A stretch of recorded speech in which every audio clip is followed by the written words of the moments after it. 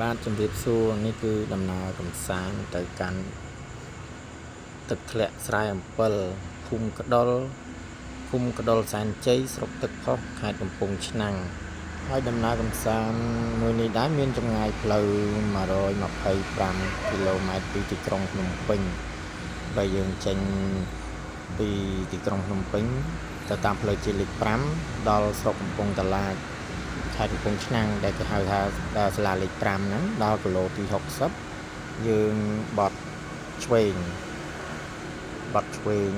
រហូតតាមផ្លូវកស៊ូដូចក្នុងវីដេអូនេះអញ្ចឹងហើយទៅដល់ផ្សាររមាសផ្លូវបែកជា4កន្លែងហ្នឹងគេហៅស្រុកទឹកផុសហើយបានយើងទៅត្រង់ទៀតទៅត្រង់ហ្នឹងផុតពីផ្សាររមាសទៅមានផ្លូវគ្រួក្រហមតែក៏ផ្លូវស្រួលជីដែរលងដូចគ្នាគ្រួក្រហមហ្នឹងប្រហែលជាជាង10គីឡូដី15គីឡូដីអីហ្នឹងបើនិយាយទៅ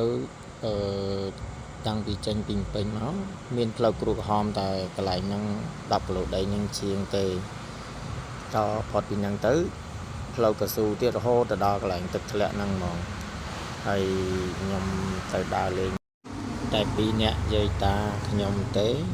ខ្ញុំធ្វើដំណើរដោយម៉ូតូហើយទៅដល់កណ្ដុលហ្នឹងខ្ញុំក៏ឈប់ញ៉ាំបាយថ្ងៃត្រង់នៅភូមិក្ដុលនៅជិតផ្លូវបត់ចូលទៅលេងហ្នឹងហើយបានបន្តដំណើរទៅទៀតនេះផ្លូវកស៊ូអញ្ចឹងរហូតគេទៅម្ចាក់ថ្មីហើយវីដេអូនេះដែរនេះវាចិត្តទៅដល់កន្លែងទឹកធ្លាក់ហ្នឹងហើយនេះបាទខ្ញុំទៅដល់ហើយទឹកធ្លាក់គេស្អាតណាគ្រាន់តែយើងឈប់ឡាននៅឬម៉ូតូនៅចិត្តហ្នឹងដល់កន្លែងទឹកធ្លាក់ហ្មងហើយថ្លាមើលឃើញដល់បាតដីនេះខ្ញុំហែលលេងនៅកន្លែងទឹកធ្លាក់ហ្នឹងស្រែអំពិលហើយក៏មានខ្ញុំសួរខាងសហគមន៍ទេសចរខាងខេត្តកំពង់ឆ្នាំងហ្នឹងគេថាមានបោះតង់មានអីដែរយើងចង់បោះតង់មកយប់អីមានតង់ខ្លួនឯងបោះលើកញ្ចុះគេហ្នឹងគេយកតែ10000ទេមកយប់10000ហើយបើកញ្ចុះគេយើងអង្គុយលេងញ៉ាំបាយញ៉ាំអីហ្នឹងមកកញ្ចុះ20000នៅខាងទឹកធ្លាក់ស្រែអំពិលហ្នឹងបាទសំរុំនេះកន្លែងបោះតង់ខ្ញុំថតឲ្យយើងចង់បោះតង់លើភ្នំក៏បានហើយនេះក៏ទប់ទឹកគេទប់ទឹកស្អាតមានទីធ្លាធំទូលាយ